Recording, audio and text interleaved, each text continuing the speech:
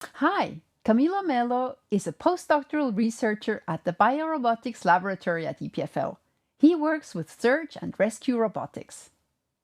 What is search and rescue robotics? Well, I think it's a broad field that now is taking some of the robotic researchers to try to create solutions for this specific topic, which is going to disaster scenarios and use robotics as tools to try to solve problems, to try to help the human rescue teams to do their job. So about the technology that we use in search and rescue robotics, I think for the common of the people, they believe that the only flying robots are the most used robots in search and rescue. Well, indeed, the flying capabilities are very, very useful in the field because you can take pictures from above, you can take video, you can assess really the whole area of a disaster scenario. But of course, you can also use ground robots for actually accessing some places of the disaster region. Like, for example, a collapsed building, you try to use a mobile robot to go inside the building and try to do something else that a flying robot perhaps cannot do it. Also, in some scenarios, you have water, and that's very complicated because a ground robot cannot go there, a flying robot cannot go actually under the water, so some unmanned underwater robots can go and assess the situation there. For example, you can use robotics for forensics. That means that you can take the robots to assess the structural integrity of a collapsed building, for example. So in order that other people can, for example, people from insurance, people from another rescue teams can understand what is the situation before going there with real human power to try to rescue some other victims. For example, you can also use a robot as a surrogate for a human rescuer. Because, for example, the situation can be very difficult. There is fire, there is maybe a chemical spill of any substance, or maybe also radioactivity. In this case, you can, instead of bringing a human life to rescue another human life or to assess the situation, you can bring the robot. And I think this is one of the most important reasons why we can use robots in this kind of disasters.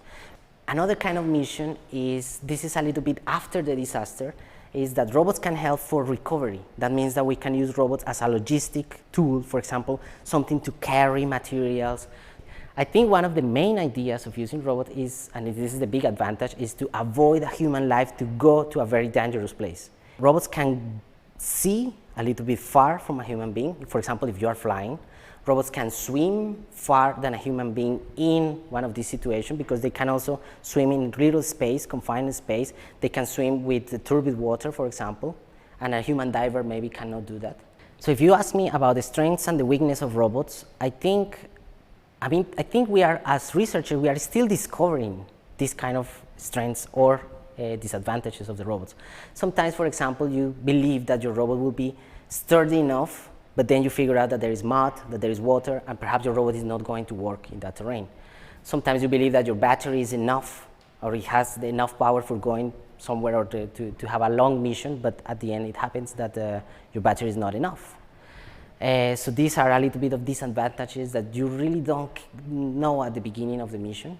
And actually when you are building the robot, when you are actually constructing the machine and all this, you can kind of guess what is going to happen then, but in the real field, something completely can happen. Another challenge we have in rescue robotics is integration, not only of the robot with the human team, but maybe also integration of several robots. So that's something that I do in my research. We try to basically integrate geographical information systems, communication systems, and robots doing different tasks, and different types of robots actually. For example, you have a flying robot who creates the map, and the map now is processed by the mobile robot who go through the terrain, and perhaps this mobile robot deploys another robot in some specific case, for example, an underwater robot or something like that. So this kind of integration is also very important. And of course, in the human side, to basically interact with these robots is also another important aspect, that you're just not just watching the robots doing nothing, but you're actually integrating and command the robots to do this or that, or basically reviewing all the data that the robots are creating. I belong to a committee that is called the International Committee in Robot for Disaster Risk Reduction.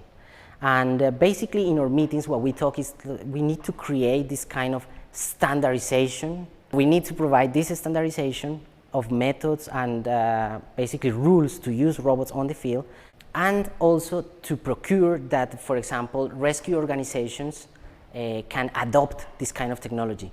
Imagine that you are a fireman and you for years have been using your hose to spray water in the fires, and you use your axe to cut and make through some difficult terrain and so on. If you come with a robot and you say, this robot can do the same as you, the first reaction you will say is like, I don't think so. Because yeah, you cannot have the same mobility as me, you perhaps don't have the same strength as me, and of course I can think while I'm in the field. Maybe a robot cannot do that.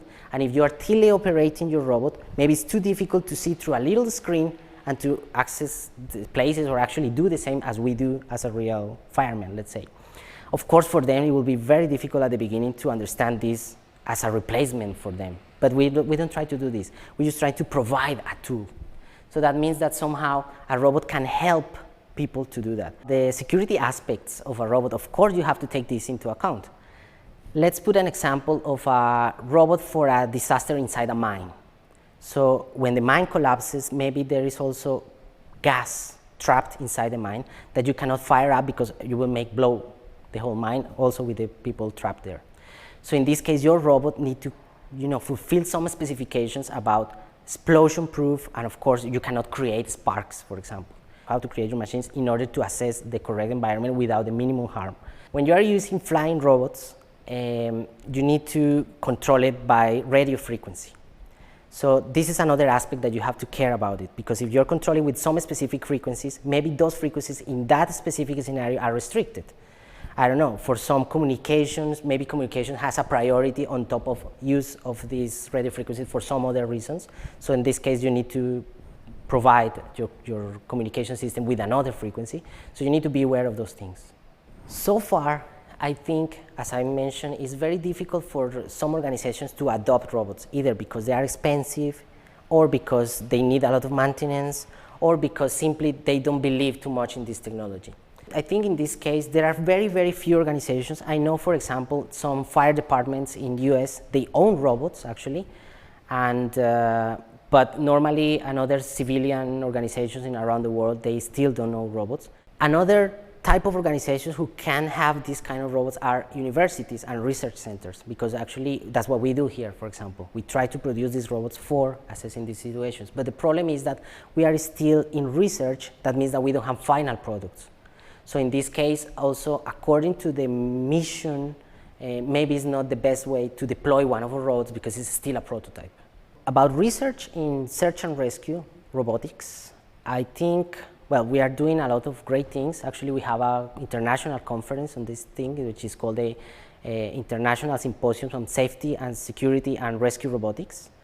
And many researchers are trying to basically improve their machines, improve their methods, and to try to come with machines that really can go directly to industry. So this is another part which, of course, you need to pass through a lot of processes in order to bring a prototype from research or from academia directly to the industry. There is no market yet for this kind of robots. So it's very difficult for an industry to start doing and producing search and rescue robots if you really don't know who is going to buy this thing. So that's why this pace is very slow. This whole field started by converting conventional robots into a search and rescue robot. That means that all the money that you have to put in the robot that per se is expensive is a little bit more, so at the end the machine will be really something very expensive, right?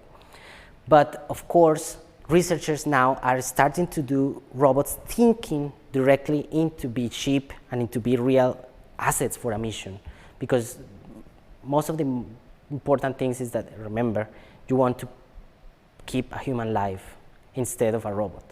So in this case, if you come with a very expensive machine, I mean, it's too expensive, maybe you don't want to risk the machine, so this is not good. But in the other side, if you go with a very cheap robot, perhaps it doesn't fulfill all the specification, and the robot will not really perform very well in the situation. But there is a middle point where you can really go with some good machine to do that. And lately, there is this trend of try to use or to produce very cheap and very simple robots, which are basically disposable robots, for some specific missions. I'm not talking like going into a very difficult terrain and try to assess a situation or try to assess the structural integrity of a place, but maybe just to work as a radio beacon, maybe to work as a sensor or something like that, and you can deploy many of them. As they are disposable, you really don't care too much about the price of these things. As a researcher, we are still in prototype phases, let's say, but we really want to go to a real scenario. We are doing some tests, and we're actually here in Switzerland, we try to do exercises, for example, along with the army, to try to use real scenarios to bring our robots and to test the capabilities of the robots in order to be, perhaps in the future, ready for some real mission.